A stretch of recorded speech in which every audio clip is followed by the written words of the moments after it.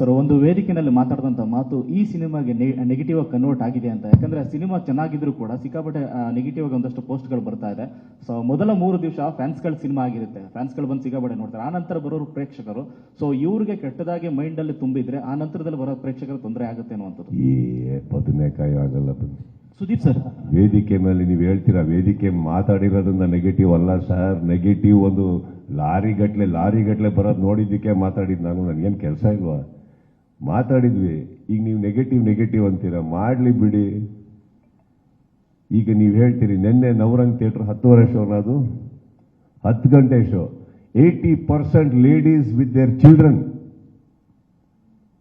ಈಗ ಇನ್ನೊಬ್ರು ಇಲ್ಲಿ ಕುತ್ಕೊಂಡ್ರೆ ಇವರೇ ಹೇಳಿದ್ರು, ಸುದೀಪ್ ಅವರಿಗೆ ಫೀಮೇಲ್ ಫ್ಯಾನ್ಸು ಆ ಥರ ಇದೆ ಬಳಗ ಅಂತಂದ್ರು.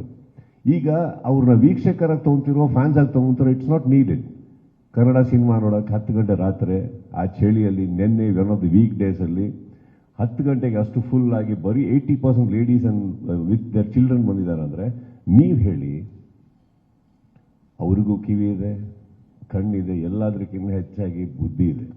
ಯಾವ್ದು ಕೇಳಬೇಕು, ಯಾವ್ದು ಕೇಳಬಾರ್ದು. ಬರ್ತಾ ಇರೋದು ಎಲ್ಲಿಂದ? ನಿಮ್ಮ ಲೋಗೋ ಹಾಕೊಂಡು. ಇದನ್ನ ನಂಬ್ತಾರ ಅವರು? ಹೇಳಿ.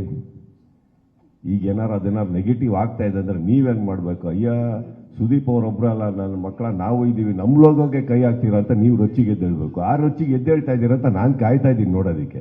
ನಮ್ದನ್ನ ನಾವು ಕಾಪಾಡ್ಕೊಂಡ್ವಿ, ನಿಮ್ದನ್ನು ನೀವು ಕಾಪಾಡ್ಕೊಳ್ಳಿ. ಅಲ್ಲಿದ್ದೀವಿ.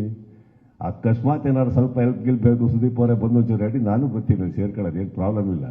ನಮ್ಮ ಸಿನಿಮಾ ನೀವು ಕಾಪಾಡಿ, ನಿಮ್ಮ ಲೋಗೋ ನಾವು ಕಾಪಾಡ್ತೀವಿ ಸರ್. ಇಂಟೆಲಿಜೆನ್ಸ್ ವಿಚಾರ ಬಂದಾಗ ಅದು ಕೆಲವು ಒಳ್ಳೆ ಟೀಕೆಗಳು ಬಂತು. ಈ ಇಂಟೆಲಿಜೆನ್ಸ್ ಬರೋದು ಕೇವಲ CMಗಳಿಗೆ, DCMಗಳಿಗೆ, ಇವ್ರಿಗೆ ಎಲ್ಲಿಂದ ಬಂದ್ಬಿಡುತ್ತೆ ಇಷ್ಟು ಇನ್ಫಾರ್ಮೇಶನ್ ಅಂತ ಹೇಳೋದಷ್ಟೇ ಆಯ್ತು. ಸೊ ಈ ಒಂದು ಟೀಕೆಗಳ ಬಗ್ಗೆ ತಾವೇನು ಹೇಳ್ತೀರಿ ಸರ್? ಇಂಟೆಲಿಜೆನ್ಸ್ ರಿಪೋರ್ಟ್ಗಳ ಬಗ್ಗೆ ನಿಮ್ಗೆ ಯಾವ ರೀತಿ ಮಾಹಿತಿ ಸಿಕ್ತು ಅನ್ನೋದ್ರ ಬಗ್ಗೆ? ಬಿಟ್ಕೊಡೋದೇ ಸ್ಟುಪಿಡಿಟಿ, ಇಂಟೆಲಿಜೆನ್ಸ್ ಅಲ್ಲ. ನನ್ನ ಇಂಟೆಲಿಜೆನ್ಸ್ ಬಗ್ಗೆ ನಾನು ಯಾಕೆ ಮಾತಾಡಲಿ? ಯಾರೋ ಟೀಕೆ ಮಾಡ್ತಾರಂತ ಇವಾಗ ಯಾರೋ ಒಂದು ಹೇಳ್ತಾರೆ, ಸುದೀಪ್ ಅವ್ರು ಪ್ಯಾಂಟ್ ಬಿಟ್ರೆ ಏನು ಹಾಕಲ್ಲ ಅಂತ ಬಿಚ್ಚು ತೋರಿಸ್ಲಾ? ಹಂಗಾಗತ್ತಾ? ನಂದು ಸರ್, ನನ್ನ ರೂಪು. ನಾನು ಯಾಕೆ ಇದು ಮಾಡಲಿ? ನಾನು ಯಾವುದೋ ಟೀಕೆಗಳಿಗೆಲ್ಲ ಉತ್ತರ ಕೊಡಲ್ಲ ಸರ್. ಅದೇ ನನಗೆ ಏನಿದೆ ಇಂಟೆಲಿಜೆನ್ಸ್ ಅಂತ ನಾನು CM ಆಗ್ಬೇಕಾ? ನಮ್ದೊಂದು ಟ್ರೂಪ್ ಇರಲ್ವಾ? ಈಗ ನೀವೇ ಕುತ್ಕೊಂಡಲ್ಲಿ ನಿಮಗೆ ಗೊತ್ತಿಲ್ಲ, ನೀವೇನು ಅನ್ಬಿಟ್ರಿ ಇಂಟೆಲಿಜೆನ್ಸ್ ಆದಂಥ ಚಕ್ರವರ್ತಿ ಅವ್ರನ್ನ ಹೇಳ್ಬಿಟ್ಟು ಪಾಪ ಅವ್ರ ಸಹೋದರರು ಕಾರಣ ಇದ್ರಷ್ಟೇ. ನಾನೊಂದು ಮಾತು ಹೇಳ್ತೀನಿ ಸರ್, ಇಂಟೆಲಿಜೆನ್ಸ್ ಅಂದ ತಕ್ಷಣ ನಾನು ಸಿಲ್ಲಿಯಾಗಿ ಮಾತಾಡೋನಲ್ಲ ಸರ್. ಬರುತ್ತೆ ಸರ್. ಇಂಟೆಲಿಜೆನ್ಸ್ ಅಂತ ಏನಿದೆ sir, word. It's A dictionary word. ಅದು ಅವರಿಗೂ ಇಂಟೆಲಿಜೆನ್ಸೇ, ನಮ್ಮ ಟ್ರೂಪ್ಗೂ ನಾವು ಕರೆಯೋದು ಇಂಟೆಲಿಜೆನ್ಸ್ ಅಲ್ವಾ? ಸೊ ಈಗ ಆ ಥರ ಸರ್ ನಮ್ದೊಂದು ಇರುತ್ತೆ. ಆ್ಯಂಡ್ ನಮ್ದಿರೋದನ್ನು ಯಾವುದೋ ಏರಿಯಾದಿಂದ ಬಂದಿಲ್ಲ ಸರ್, ಅದು ನಿಮ್ಮ ಮಾಧ್ಯಮದಿಂದನೇ ಇರ್ಬೋದು. ಹಿಂಟ್ ಕೊಡ್ತಾ ಇದ್ದೀನಿ. ಮಾಧ್ಯಮದಲ್ಲಿ ನಿಮ್ಮ ರಿಸೋರ್ಸಸ್ ಹೆಂಗಿದೆ ಸರ್? ಇವತ್ತವರೆಗೆ ಬಿಟ್ಕೊಟ್ಟಿದ್ದೀರಾ?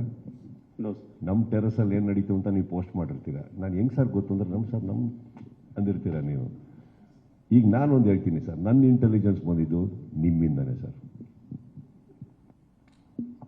ನಿಮ್ಮ ಮಾಧ್ಯಮದಿಂದನೇ ಅಲ್ಲಿಂದ ಬಂದಂಥ ರೈಟ್ ಸೋರ್ಸಸ್ ಇಟ್ಕೊಂಡು ಇಂಟೆಲಿಜೆಂಟ್ ಆಗಿ ಎವಿಡೆನ್ಸ್ ಒಟ್ಟಿಗೆ ನನಗೆ ಕೊಟ್ಟಂಥ ನನ್ನ ಇಂಟೆಲಿಜೆನ್ಸ್ ಟ್ರೂಪು ನಿಮ್ಮ ಮಧ್ಯೆನೇ ಕೂತಿದ್ದಾರೆ ಸರ್. ಅದು ಗುಪ್ತಚರ ಇಲಾಖೆನೂ ಬೇಡ ಸರ್, ಅದು ಓಪನ್ ಸೀಕ್ರೆಟ್ ಅಂತ ನಾನು ಅನ್ಕೋತೀನಿ. ಯಾರದು ಸರ್? ಈಗ ನಾನು ಹೇಳ್ತಾ ಇರೋದು ಒಂದಂತೂ ಸತ್ಯ ಸರ್. ಈಗ ನೀವು ಬಂತು ಅಂದ್ರೆ ಒಳ್ಳೇದಕ್ಕೆ ನಿಮ್ಮಲ್ಲಿ ಕೆಲವರು ಎಷ್ಟೋ ಜನ ಒಳ್ಳೇದಕ್ಕೆ ಸ್ಪಂದಿಸಿದ್ದೀರಾ ಹೊರತು, ನಾನು ಯಾವತ್ತೂ ನಿಮ್ಮ ಹತ್ರ ಯಾರಿಗೂ ಇಲ್ಲಿ ಫೋನ್ ಮಾಡಿಬಿಟ್ಟು ಯಾವತ್ತನ ಕೆಟ್ಟದಕ್ಕೆ ನಿಮ್ಮನ್ನು ಬಳಸ್ಕೊಂಡಿಲ್ಲ, ಅಥವಾ ಸಿಂಪತಿಗೂ ನಾನು ಯಾವತ್ತೂ ಫೋನ್ ಮಾಡಿಲ್ಲ ಸರ್. ಫ್ರೆಂಡ್ ಥರ ಇರ್ತೀನಿ. ಬಟ್ ಒಂದಂತೂ ಸತ್ಯ, ಅಲ್ಲಿಂದ ಕರೆ ಬರುತ್ತಂದರೆ ಅವರು ಯಾರು ನನಗೆ ಯಾವುದೋ ಒಂದು ಕಮರ್ಷಿಯಲ್ ಪರ್ಪಸ್ಸಿಗೆ ಮಾಡಿಲ್ಲ ಸರ್, ಪ್ರೀತಿಯಿಂದ ಮಾಡಿದ್ದಾರೆ. ಕಾಪಾಡ್ಕೊಳ್ಳಿ ನಿಮ್ಮ ಸಿನಿಮಾನ, ಹಿಂಗೆ ಬರ್ತಾ ಇದೆ ಅಂತಲೂ ಹೇಳ್ಕೊಂಡು ಮಾಡಿದ್ದಾರೆ. ಹಾಗೆ ಬಂದಾಗ ಕರೆಕ್ಟ್ ನೋಡಿದಾಗ ಎಲ್ಲದೂ ಕರೆಕ್ಟ್ ಅನ್ನಿಸಿದಾಗ ನಾವೇನು ಮಾಡಿದ್ವಿ, ಎಲ್ಲಿ ಪ್ರೊಟೆಕ್ಟ್ ಮಾಡ್ಕೊಬೇಕು, ಏನು ಮಾಡಬೇಕು ಸಿದ್ಧತೆ ಮಾಡ್ಕೊಂಡ್ವಿ ನಾವು.